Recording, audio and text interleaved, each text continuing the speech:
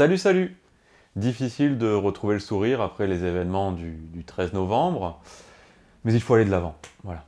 Il faut être soi-même, il faut continuer de vivre. Et donc je vous propose aujourd'hui justement de parler de vous, de parler de votre identité de genre. Est-ce que vous êtes déjà demandé quelle était votre identité de genre? Travesti, Transformers, T-Girls, transgenre, cisgenre, un genre, j'en passe, il y en a plein, des millions, des tonnes. Qu'est-ce qu'on peut encore trouver? Transsexuel, transformiste, voilà, il y en a plein, il y en a des millions. Bon, des millions, j'en fais peut-être un peu trop, mais c'est vrai qu'on a beaucoup d'étiquettes, finalement. Donc, quelle est la vôtre? Qui êtes-vous? Qui suis-je? Voilà, c'est à peu près la première question que toutes les personnes transgenres se posent. Qui suis-je? Qui est-ce que je suis en réalité? Quoique, la première question que l'on se pose, c'est peut-être en fin de compte que vont en penser mes voisins. Mais rapidement, on se demande effectivement qui est-ce qu'on est, quoi. Donc qui suis-je? Eh bien, je dois vous dire que dans mon cas, en tout cas, je n'ai toujours pas trouvé de réponse. Je ne sais pas ce que vous en pensez, mais moi, je me pose encore pas mal de questions à ce sujet-là. Et je me demande s'il existe en réalité une réponse aussi tranchée. Si je vous pose la question, c'est que je me suis moi-même posé cette question à un moment ou à un autre. Qui suis-je? Eh ben, ce qu'on peut se demander, c'est est-ce qu'il existe quelqu'un là-haut, je sais pas, ou peut-être en bas, quelqu'un d'assez légitime pour décider de qui est qui? C'est-à-dire, voilà, est-ce qu'il y a une espèce d'autorité transgenre qui décide de, bah voilà, tac, je te mets une étiquette, toi, tu es transgenre, paf, toi, t'es travesti, hop, toi, t'es transsexuel parce que t'as fini ta transition, tac, toi, non, t'as pas fini ta transition, donc tu es, on va dire pour l'instant, voilà, quelque part entre les deux, gender fluide, paf, toi, c'est pas du tout sérieux, t'es un fétichiste, allez, dégage. Chut. Parce que toi, hop, tu es un homme, point, c'est comme ça. Voilà, est-ce qu'il y a quelqu'un là-haut qui peut décider, enfin là-haut, quand je dis là-haut, je parle pas forcément d'une présence spirituelle, mais peut-être voilà, une légitimité, une espèce de petit livre rouge, est-ce qu'il y a quelque chose qui décide de qui est qui? Il me semble pas. J'en parle parce qu'il n'est pas rare que de jeunes transgenres, qui ne se sont pas encore trouvés, on va dire, se posent la question et du coup la posent. Et quand on demande à quelqu'un d'autre, qui suis-je? Forcément, la réponse peut être, entre guillemets, dangereuse. C'est-à-dire que il est difficile de dire à quelqu'un ce qu'il est et ce qu'il n'est pas, surtout, sans entrer dans une sorte de jugement de valeur. C'est-à-dire que voilà, on va discuter avec quelqu'un, on va lui dire, voilà, tu es travesti parce que toi, tu ne veux pas devenir femme, c'est juste un plaisir charnel que tu as à porter une paire de collants. Voilà, donc tu es travesti. Voilà, on rentre rapidement dans une sorte de jugement de valeur. C'est un petit peu délicat d'affirmer à quelqu'un ce qu'il est, ce qu'il n'est pas, parce qu'en plus, on change, on évolue, et selon la personne, selon son influençabilité, ça peut avoir des conséquences vraiment désastreuses. Puis on a l'autre cas, c'est-à-dire des personnes qui pratiquent, entre guillemets, le transgendérisme, enfin on pratique pas vraiment, mais on se comprend, par exemple qui se travestissent ou qui sont transsexuels depuis des années, et qui affirment, bah voilà, moi je suis tatati, je suis tatata.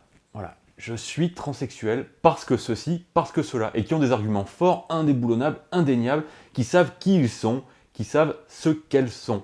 Voilà, il n'y a pas moyen de leur faire changer d'idée, elles sont ceci, elles sont cela. Mais ça soulève en fait deux questions. La première, c'est est-ce qu'on ne peut pas avoir tout simplement plusieurs étiquettes? Voilà, par exemple, je suis femme du monde, artiste transformiste à mes heures perdues, travesti fluide et papa poule. Voilà, c'est pas envisageable par exemple? L'autre question que l'on se pose, c'est est-ce qu'il existe en fait assez d'étiquettes pour couvrir toutes les identités de genre qu'il existe? Au final, est-ce qu'il n'existe pas une identité de genre par identité? Je vous dis ça parce qu'au gré des âges, au gré des années, au gré des siècles, paf, il y a de nouvelles étiquettes qui sortent, là par exemple dernièrement, l'étiquette à la mode c'était T-Girl, et ainsi de suite, parce qu'en fin de compte, on ne se reconnaît pas dans les étiquettes précédentes. Du coup, on en crée de nouvelles. Mais est-ce qu'il existe finalement assez, entre guillemets, d'étiquettes pour pouvoir donner une identité de genre à chacun et à chacune? J'en suis pas certain. Parce que c'est un petit peu le cœur du problème. Les étiquettes, ça permet pas uniquement de savoir qui on est, mais aussi et surtout de savoir qui on n'est pas. Voilà. On cherche la différence, on essaye de se distinguer, c'est pour ça qu'on s'accroche à tel point à une étiquette, parce que, voilà, moi par exemple, je suis travesti, je ne suis surtout pas, par exemple, transformiste, parce que moi, c'est pas du spectacle, ouais, tatati, tatata. Au final, voilà, c'est un petit côté dangereux, parce que du coup, on va par exemple, enfin, on va de suite émettre un jugement de valeur.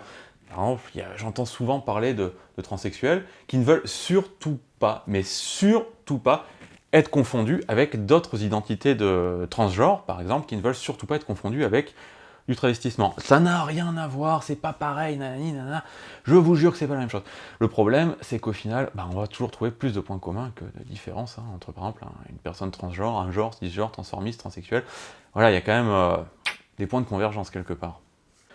L'exemple le plus frappant et le plus actuel, hein, je pense, c'est l'exemple des T-Girls. Donc voilà, les T-Girls ne sont pas des travestis. Attention, ce ne sont pas des travestis. Soyons sérieux 2 minutes, hein, 2 minutes.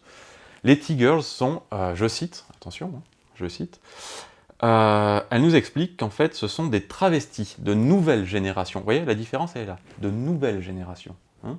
Donc ce sont des femmes hein, qui respectent leur part de féminité. Voilà. Ce qui n'était pas le cas des traves, voilà, qui ne respectaient pas leur part de féminité. Donc ces traves-là n'ont pas usurpé leur surnom de travelote, quoi. Vous voyez? Non mais voilà, on en est là, c'est-à-dire que on va s'accrocher à une étiquette, donc je suis T-Girl, je ne suis surtout pas travesti. Pourquoi parce que moi je respecte ma féminité. Sous-entendu, les travestis ne la respectent pas. Enfin, on est un petit peu dans un cercle vicieux finalement. Bon, c'est pas propre à la communauté T, ça existe aussi dans les jeux vidéo. Hein. Combien de fois j'ai entendu des personnes dire bah oui, moi je suis un gamer, mais attention, attention, hein, je ne joue pas sur Xbox One, je joue sur un PC Master Race, n'est-ce pas? Comme bah voilà, t'as les mecs qui vont t'expliquer que le jeu japonais c'est forcément mieux que la bouse américaine, etc., etc. Puis au final, dès qu'il y a un tournoi Mario Kart, hein, tout le monde se retrouve, il y a plus de consolos, il n'y a plus de PCistes, etc. Et tout le monde est pote, et puis voilà, ça finit en tournoi et bière chips, quoi. Donc au final, on n'a pas la même manette, mais on a la même passion.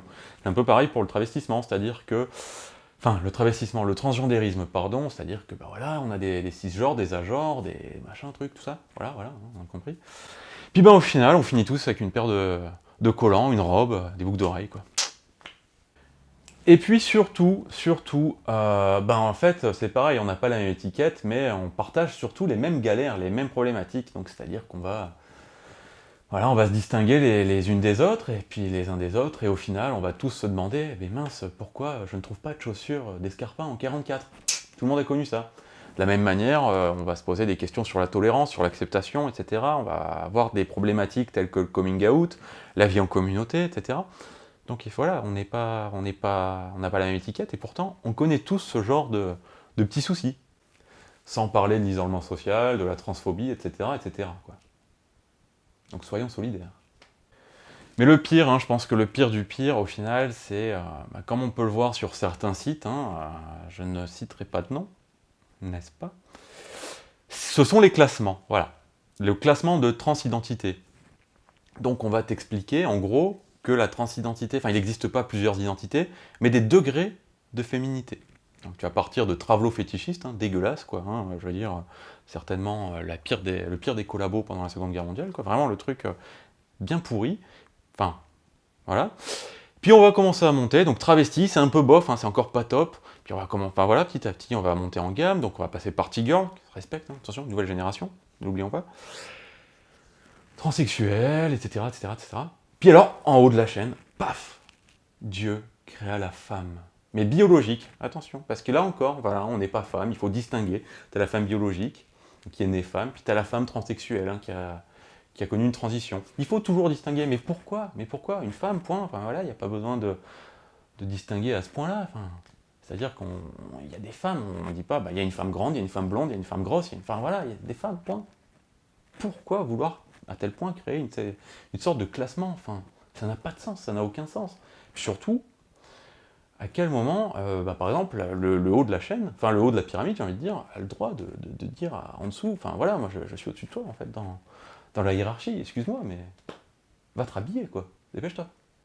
Donc c'est bien beau hein, de vouloir à tout prix chercher des différences entre nous, entre les unes et les autres, Et puis bon, je veux pas remettre en question tout un vocabulaire, hein. Enfin, évidemment, je vois bien la différence qu'il y a entre un travesti et une transsexuelle, comme on peut voir la différence qu'il y a entre un chat et un chien, c'est deux mammifères, mais bon, il y a des différences.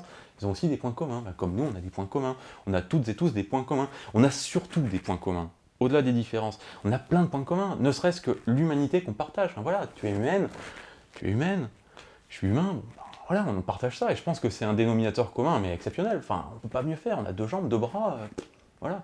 Après, le reste, c'est de la littérature, quoi.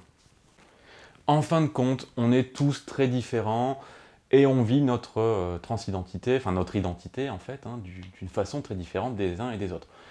Peut-être que moi je suis un homme vestimentairement ouvert d'esprit, je sais pas comment on peut dire. Peut-être que toi, tu es une femme translucide à identité hybride, je sais pas. Enfin, on peut tout inventer, quoi. On peut tout inventer. En plus, bon, c'est cloisonnant, quoi. Enfin, ces étiquettes, je veux dire. Voilà, moi je suis travesti, pourquoi? Enfin, elles sont où les limites? C'est-à-dire qu'il faudrait se référer à quoi? Une sorte de guide, un petit peu le petit livre rouge du travestissement qui dicte un petit peu la bonne conduite du travesti, c'est-à-dire qu'un travesti doit être ceci, cela. Sinon quoi? Sinon c'est un travelo fétichiste, sinon c'est quoi? C'est un gros dégueulasse. Donc, enfin, quelque part, c'est vrai que bah, on parle d'ouverture d'esprit, on a tous envie que les gens soient ouverts d'esprit autour de nous, mais soyons-le nous aussi. Enfin, on peut pas, comme ça, d'un revers de main, balayer tout un tas de personnes en se disant non, non, ce mec-là pense qu'à son plaisir charnel, c'est un travesti, c'est du caca, quoi. Non, on n'a pas le droit de dire ça, on peut pas dire ça. Enfin, soyons ouverts. Nous, les premiers, soyons ouverts, soyons ouvertes. En tout cas, moi, je refuse catégoriquement les étiquettes. Voilà. C'est-à-dire, on met pas le feu comme ça à une binarité de 2000 ans pour retomber à nouveau dans une autre case, quoi. C'est-à-dire qu'on décide plus d'être homme ou femme pour retomber dans une troisième case, une quatrième, une cinquième ou une sixième. Enfin non, non, stop. Stop the cases. Enfin voilà, quoi. La seule et unique étiquette qu'il convient d'accepter, à mon sens, hein, c'est l'étiquette moi-même. Voilà. Donc soyez vous-même. N'oubliez pas cette étiquette-là, avant de vouloir être travesti et de vous comporter comme un travesti, ou trans, ou tatati, ou tatata. Enfin, ce que vous voulez. Soyez vous-même. N'oubliez jamais ça, c'est super important. Et ça, que vous soyez transgenre ou non, par pitié, soyez vous-même.